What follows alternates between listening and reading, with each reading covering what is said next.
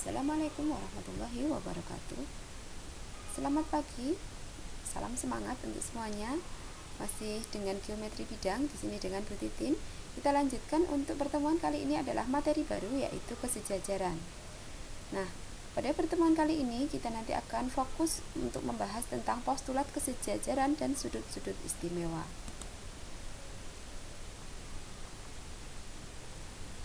Kita mulai dari yang pertama. Kita ingat kembali tentang garis yang saling tegak lurus, ya. Definisi dari dua garis yang saling tegak lurus adalah jika kedua garis berpotongan di tepat satu titik dan membentuk sudut-sudut bersisihan yang kongruen. Ini tidak hanya berlaku untuk garis saja, bisa juga untuk segmen garis atau sinar garis. Nah, selanjutnya kita juga memiliki teorema yang telah kita buktikan sebelumnya, bahwa dua garis saling tegak lurus berpotongan di satu titik dan membentuk sudut siku-siku. Artinya dari dua garis yang saling tegak lurus, itu pasti kedua garis itu saling berpotongan serta membentuk sudut siku-siku, yaitu sudut yang besarnya 90 derajat. Yang berikutnya, hari ini kita akan membuat konstruksi garis saling tegak lurus, ya, garis tegak lurus. Anda tentu masih memiliki alat-alat geometrinya, ya, disiapkan penggaris dan jangkanya. Kita akan melukis atau mengkonstruksi sebuah garis yang tegak lurus dengan garis yang diketahui. Misal kita memiliki garis L dan sebuah titik P di luar L, kita akan mengkonstruksi garis yang melalui P dan tegak lurus dengan L. Nah, langkah pertama adalah kita siapkan jangka. Kita buat sebuah jari-jari tertentu, nanti akan kita letakkan pusat jangka di titik P. Pusat jangka di titik P dan jari-jari jangka nanti memotong garis L di dua titik, ya. Kemudian kita buat busur sesuai dengan jari-jari yang telah kita buat tadi, sehingga terbentuk busur AB, yaitu busur yang memotong garis L di titik A dan B. Nah, berikutnya dari busur ini kita buat jari-jari yang baru, atau boleh sama dengan tadi, dengan pusatnya di titik A, ya. Kita buat busur ini, ya, busurnya, ini busur di titik A, pusatnya. Kemudian dengan jari-jari yang sama kita letakkan pusat jangka di titik B. Kemudian ini adalah busurnya, sehingga kedua busur berpotongan di satu titik, yaitu titik Q, ya. Selanjutnya dari titik P dan titik Q dapat kita buat sebuah garis, yaitu garis PQ yang memotong garis AB di titik R.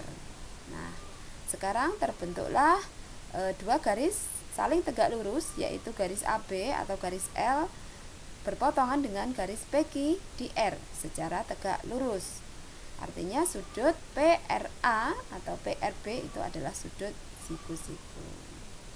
Boleh dicoba sendiri nanti untuk mengkonstruksi garis yang saling tegak lurus. Nah, di materi yang kedua ini kita memiliki teorema yang pertama. Melalui sebuah titik di luar garis, ada tepat satu garis yang tegak lurus dengan garis tersebut. Tadi sudah kita konstruksi, ya. Melalui sebuah titik di luar garis, bisa kita punya titik P, kita punya sebuah garis dan sebuah titik P di luar garis, maka hanya ada tepat satu garis yang tegak lurus dengan garis tersebut yang melalui P, ya. Kita simpan dulu ini untuk pembuktiannya. Kita lanjutkan di garis-garis sejajar definisinya, ya. Garis-garis sejajar itu adalah garis-garis yang sebidang, artinya terletak dalam satu bidang dan tidak berpotongan, ya. Jadi kalau dua garis itu sejajar, tidak akan berpotongan dimanapun, tetapi dia sebidang, gitu.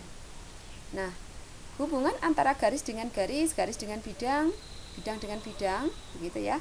Ini yang sejajar, garis R sejajar dengan garis S. Kedua garis ini kalau kita perpanjang sampai manapun tidak akan berpotongan, tidak akan memiliki titik potong, ya. Kemudian garis dan bidang yang saling sejajar, garis R sejajar bidang T, ya, artinya antara R dan T tidak memiliki titik persekutuan. Begitu juga dengan bidang V dan bidang T yang saling sejajar, V dan T tidak memiliki titik persekutuan atau garis persekutuan kalau kedua bidang ya.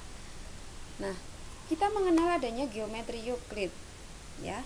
Jadi ada beberapa posisi ini tadi, kesejajaran dari garis dengan garis, garis dengan bidang, bidang dengan bidang ini merupakan hasil pemikiran dari Euclid ya, yang diberi nama geometri Euclid.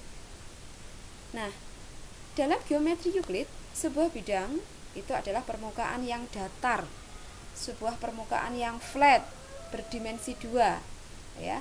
Jadi seperti hanya karpet yang digelar, seperti itu. Nah, sebuah segmen garis berkorespondensi dengan dua titik berbeda yang terletak pada bidang yang sama. Itulah pandangan Euclid terhadap bidang.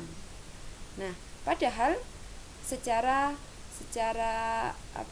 faktanya ya, kalau kita itu meyakini bahwa permukaan bumi itu bulat ya, maka mungkin ini agak bertentangan antara Euclid dengan fakta yang ada.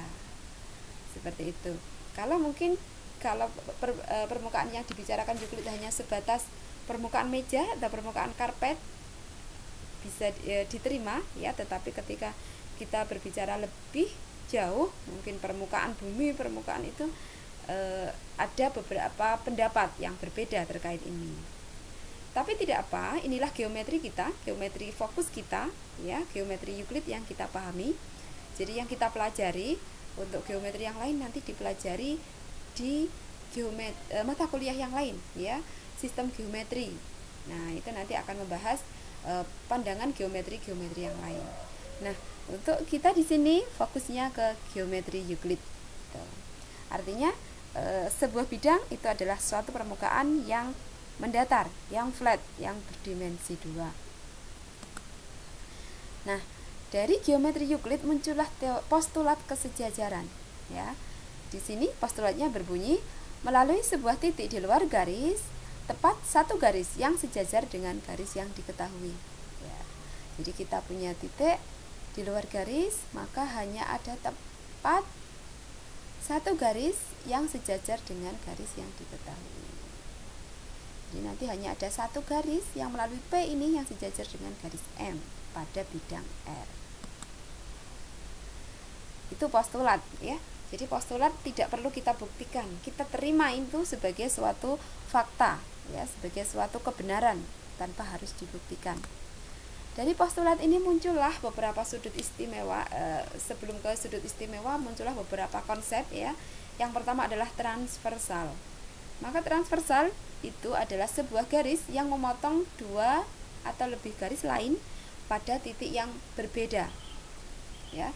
Semua garis baik transversal maupun garis yang dipotong oleh transversal terletak pada bidang yang sama. Ini contohnya transversal. Jadi ada garis R dan S. T itu memotong R dan S masing-masing di titik yang berbeda. Maka T di sini adalah sebagai garis transversal. Ya, seperti itu. Nah, sudut-sudut yang dibentuk di antara garis R dan S disebut sudut-sudut interior. Jadi sudut-sudut yang dibentuk antara R dan S di sini ada sudut 3, 4, 5 dan 6 itu adalah sudut interior. Sedangkan sudut yang di luar garis R dan S itu adalah sudut eksterior. Sudut 1, 2, 7, 8 itu adalah sudut-sudut eksterior. Nah, dua sudut yang terletak pada posisi yang relatif sama itu disebut sudut-sudut yang berkorespondensi atau sudut-sudut yang sehadap. Contohnya di sini sudut 1 dan sudut 5. Sudut 1 dengan sudut 5 posisinya relatif sama ya.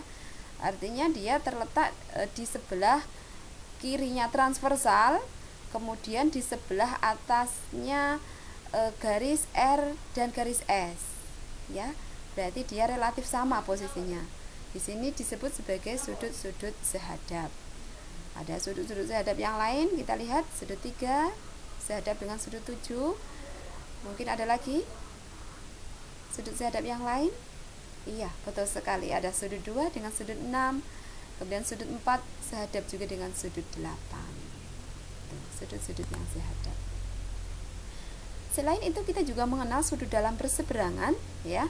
Dua sudut interior yang memiliki sisi sudut berbeda dan terletak pada sisi yang berlawanan dari transversal disebut sudut-sudut dalam berseberangan.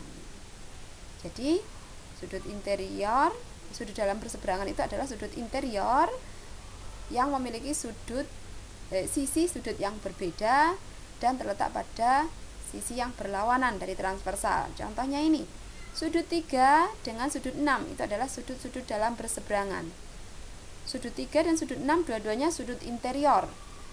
Sisi sudutnya beda, ya. Jadi ini sisi sudut 3, kemudian sisi sudut 6 ini.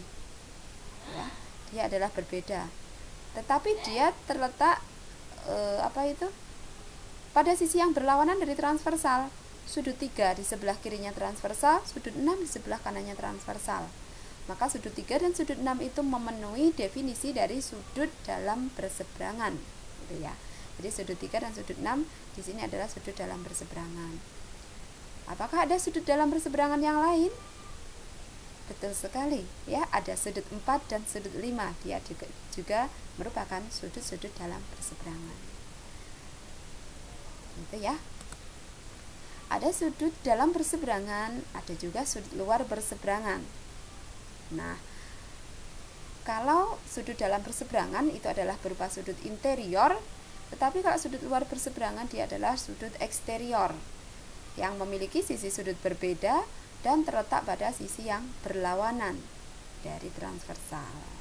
Di sini sudut 1 dengan sudut 8 itu adalah sudut-sudut luar berseberangan dari gambar yang ada.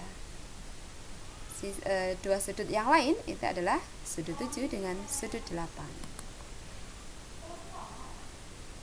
Itu ya, jadi kita mengenal sudut-sudut sehadap, sudut-sudut dalam berseberangan, dan sudut-sudut luar berseberangan.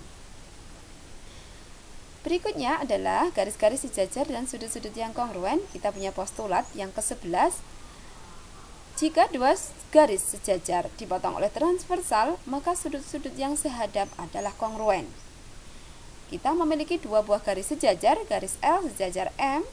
V adalah transversal, artinya V memotong L dan M di titik yang berbeda. Maka sudut-sudut yang sehadap adalah kongruen.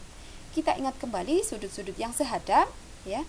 Ada sudut 1 sehadap dengan sudut 5, maka berdasarkan postulat 11, sudut 1 kongruen sudut 5, ya, karena dia adalah sehadap. Sudut 2 kongruen dengan sudut 6, karena sudut-sudut sehadap. Sudut 3 kongruen dengan sudut 7, begitu juga sudut 4 kongruen dengan sudut 8. Jadi ada 4 pasang sudut sehadap yang masing-masing pasang saling kongruen jika ada dua garis sejajar dipotong oleh sebuah transversal. Contohnya ini, ya, diketahui garis L sejajar M dan besar sudut 1 117 derajat, maka tentukan besar sudut 2. Besar sudut 2 dapat kita peroleh dari hubungan sudut lurus, ya. Maka berdasarkan postulat penjumlahan sudut, M sudut 1 ditambah M sudut 2 sama dengan 180 derajat. Kemudian dengan sifat pengurangan kita peroleh M sudut 2 sama dengan 180 dikurangi 117 derajat. Silahkan dihitung sendiri, ya. Besar sudut 5 berapa? Betul sekali, ya. Besar sudut 5 sama dengan besar sudut 1. Karena apa? Sudut 1 kongruen dengan sudut 5 berdasarkan postulat sudut-sudut yang sehadap. Bagaimana dengan sudut 4 dan sudut 8? Silakan dicoba sendiri. Oke, ya. Teorema yang kedua, titik 2, ya. Jika dua garis sejajar dipotong oleh sebuah transversal, maka sudut-sudut dalam berseberangan adalah kongruen. Berarti diketahui dua buah garis sejajar dipotong oleh sebuah transversal, akan dibuktikan sudut-sudut dalam berseberangan adalah kongruen. Seperti ini, kita memiliki garis A sejajar garis B, kemudian K adalah transversal. Buktikan bahwa sudut 3 kongruen dengan sudut 6. Pembuktiannya mulai dari yang diketahui dulu, ya. Yang pertama A sejajar B, garis A sejajar garis B, K sebagai transversal, diketahui. Yang kedua, sudut 2 kongruen dengan sudut 6. Ini dari postulat sudut-sudut sehadap. Jika dua garis sejajar dipotong oleh sebuah transversal, maka sudut-sudut yang sehadap adalah kongruen. Sudut 3 kongruen dengan sudut 2. Jika dua garis berpotongan, maka sudut-sudut bertolak belakang adalah kongruen. Kemudian sudut 3 kongruen dengan sudut 6, sifat transitif. Ya, dari langkah kedua dan langkah ketiga, sudut 2 kongruen dengan sudut 6, sudut 3 kongruen dengan sudut 2. Artinya sudut 3 kongruen dengan sudut 6. Ya, sifat transitif pada kongruensi. Nah, teorema 2.3, jika dua garis sejajar dipotong oleh sebuah transversal, maka sudut-sudut luar berseberangan adalah kongruen. Bisa dicoba ya dengan format yang sama dengan tadi. Kalau ini luar berseberangan, silahkan dicoba teorema 2.3. Nanti kita buat forum diskusinya.